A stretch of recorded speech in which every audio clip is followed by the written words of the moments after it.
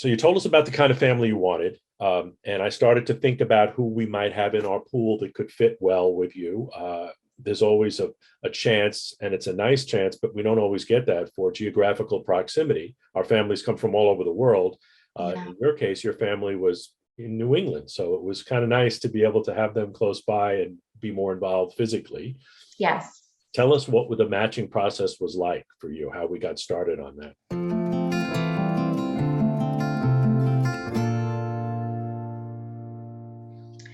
Yeah. So obviously I had shared our preferences, with you. Justin and I were both on the same page about the kind of family that we wanted to help. And so you had said, well, let me share with you a sort of de-identified in some respects, no last names or anything, but here's a letter from the family who I have in mind for you, and tell me what you think. And I still have the letter, and it was kind of a done deal when we had read the letter, because it was just so compelling, and their story really touched both of us. And so we really very much wanted to match with that family. And so it started out, I think, initially as a phone conversation where we just all kind of got to know each other over the phone, and then a Zoom call where we could see each other and have some interaction. And then through some of the the clinic, it's not hospital. Yeah, but it was at the hospital, at a hospital, at the fertility clinic, where I got to meet the intended mom and have some conversations with her in person. It was really nice. Well, they got the same information about you de-identified so that they could tell me how they felt about you. We don't, it's not a sort of a dating service where you just, scroll through profiles and pick who you like. It's sort of a handmade match in that sense. But obviously, if there was something about them you didn't care for, or something that they felt about you that didn't seem like a right fit, we would have moved on to somebody else. But we kind of like our track record of getting it right the first time after we get to know everybody and what they're looking for. And many people have, specific preferences and restrictions, and we try to honor those. Yours were totally legitimate and real and good. Other people have, more quirky things, but we respect that just the same, and we try to help them out. So you were matched after we gathered all your medical records and made sure that there was no issue that the clinic might have, and they didn't, and they said that you were cleared for matching based upon your pregnancy and delivery history. What happened after that? What happened when you started the screenings at this Boston-based clinic? We'll just call it that. Yeah.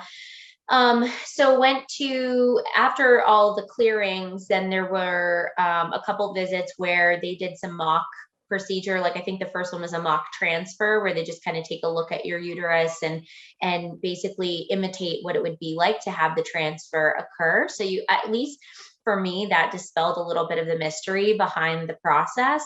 And then there were some conversations with the physicians and other medical professionals that are at the clinic about the kinds of medications that I might start taking. And so that was kind of the next step, was to make sure that everything looked good in the uterus, which it did, and then to start some of the medications. But this was, so these were the beginnings of the medical testing to prepare yourself for the transfer. Yeah. And at that point, you had met your intended parents in person at the clinic. And what was that like when you first met them physically the first time?